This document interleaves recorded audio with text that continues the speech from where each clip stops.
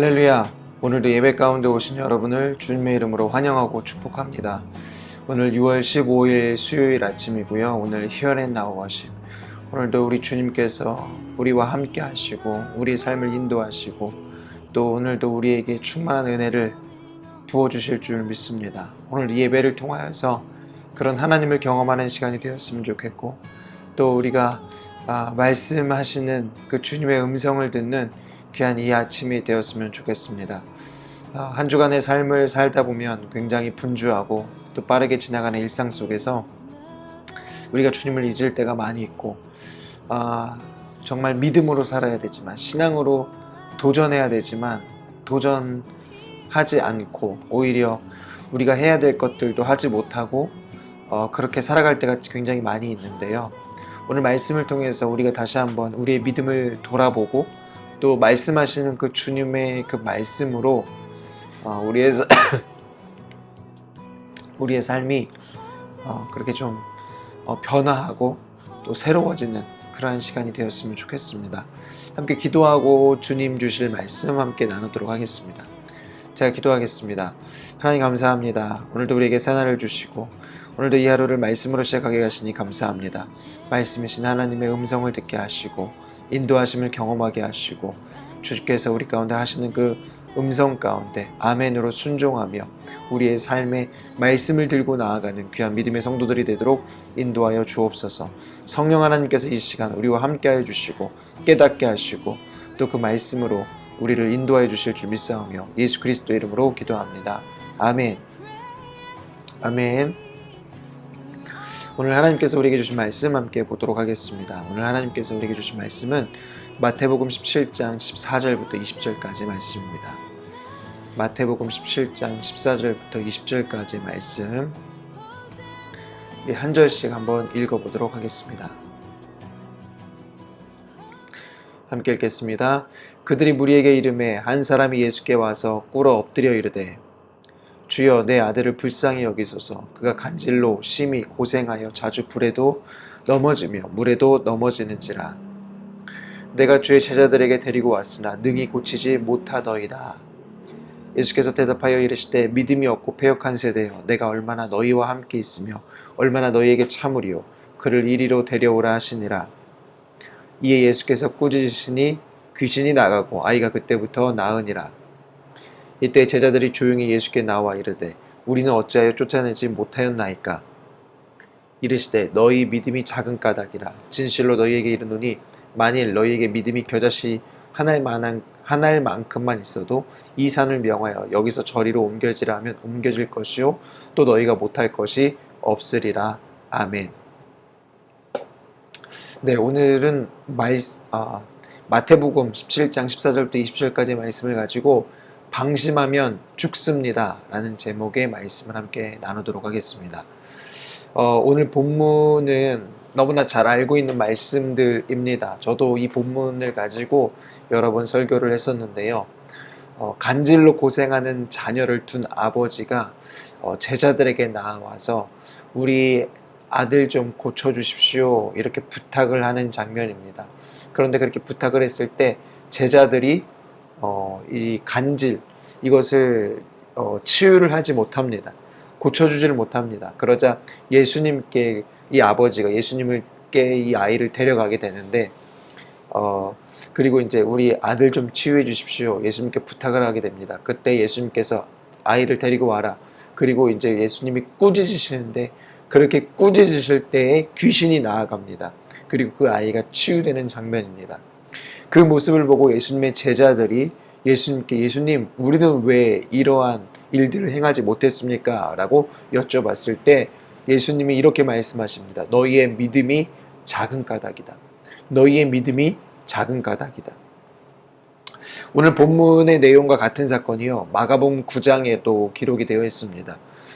이때 예수님이 이 마지막 부분에서 이렇게 말씀하시죠. 예수님 우리는 예수님처럼 귀신을 내쫓지 못했습니까? 라고 했을 때 그때 예수님이 마가복음에서는 기도 외에는 다른 것으로는 이런 종류가 나갈 수 없느니라 이렇게 말씀을 하셨습니다. 그러니까 기도와 믿음, 마태복음은 믿음을 얘기했고 마가복음은 기도를 이야기한 것입니다. 우리가 인생을 살면서 기억해야 하는 것이 있는데요. 그것은 바로 방심하지 말아야 한다라는 것입니다. 방심하지 말아야 한다. 제자들은 예수님의 제자로서 세상에 나아가서 귀신을 내어 쫓기도 했고 복음을 전하는 그러한 일들을 했습니다. 예수님께 파송받고 세상에 나가서 그러한 권능과 능력으로 말씀도 전하고 그러한 치유와 회복도 그렇게 치유와 회복을 일으키는 그러한 사역을 행했었습니다. 그런데 오늘 본문에서 그들은 아무런 일도 할 수가 없었습니다.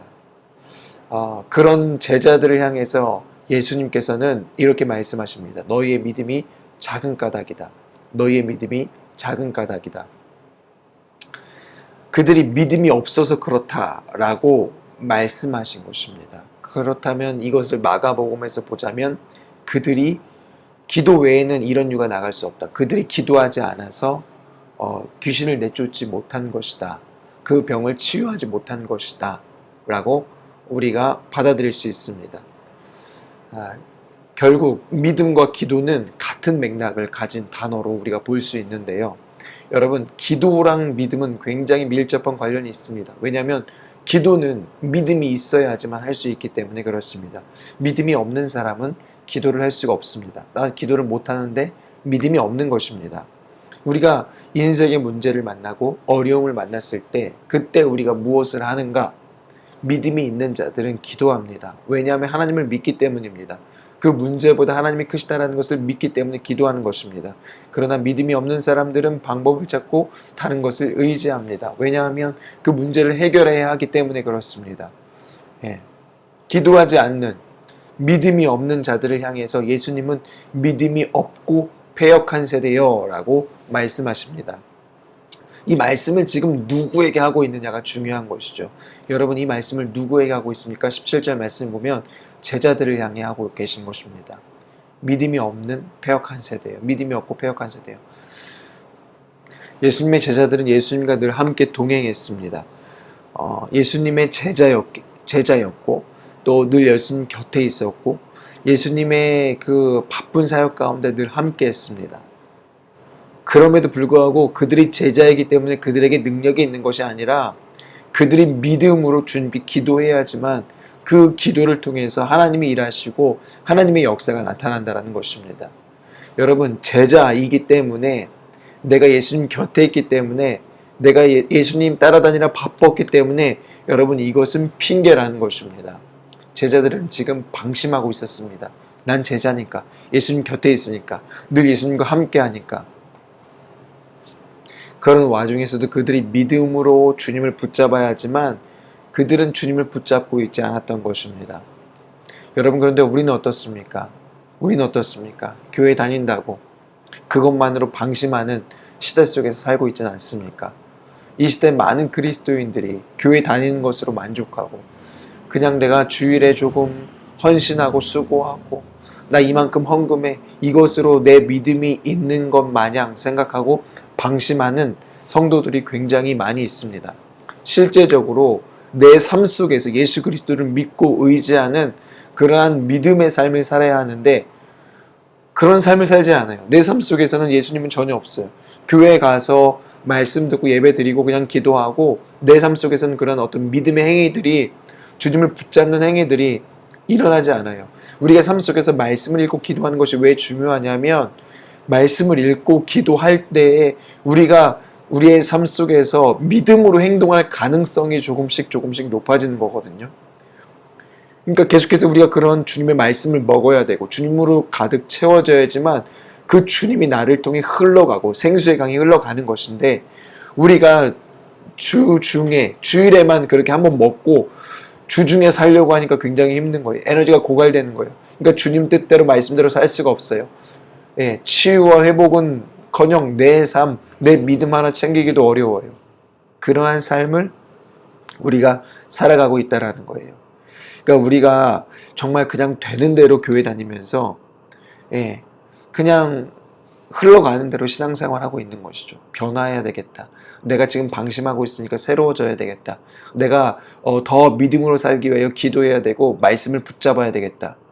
이런 생각들 자체를 하지 못하고 있는 시대 가운데 있다는 거예요. 문제가 굉장히 심각하지만 문제가 문제인지 그것을 감지하지 못하고 분별하지 못하는 그러한 우리들의 모습, 그러한 시대 가운데 우리가 살아가고 있다는 것입니다.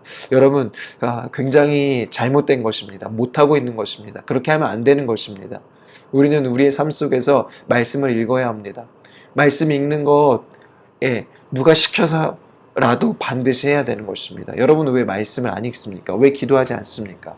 여러분의 삶의 자리에서 무릎을 꿇고 기도하고 말씀을 읽어야지만 우리가 그 말씀으로 충만해지고 그랬을 때 내 삶을 통해 그 말씀이 흘러나오는, 말씀이 지켜지는, 말씀이 행해지는 삶을 살 수 있게 되는 것입니다. 여러분, 반드시 말씀을 읽고 여러분의 삶 속에서 삶의 자리에서 결단하시고 무릎을 꿇으십시오. 주님을 붙잡으십시오. 그렇지 않으면 우리가 살 수 있는 길이 없습니다. 살 수 있는 방법이 없습니다. 우리 성도들이 굉장히 방심하고 있고 이 시대 그리스도인들이 굉장히 방심하고 있습니다. 여러분, 제자들에게 시험이 이렇게 갑자기 찾아온 것처럼 우리의 인생 속에서도 언제 이러한 시험이 다가올지 모릅니다. 방심하면 안 됩니다. 방심은 위험합니다. 결국 방심해서 이스라엘 백성들이 멸망한 것을 우리가 지금 말씀을 통해 계속해서 보지 않습니까?